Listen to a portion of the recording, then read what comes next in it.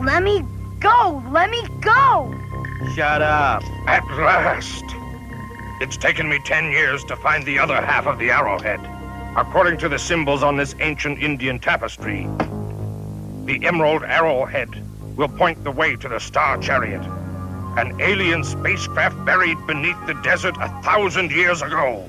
We've got all the vehicles we need. Maybe, but this vehicle has something you lack. Intelligence. The intelligence of a civilization millions of years beyond Earth. A ship that came from so far away must have an incredible propulsion system. I'll adapt it for an unbeatable new generation of VENOM vehicles.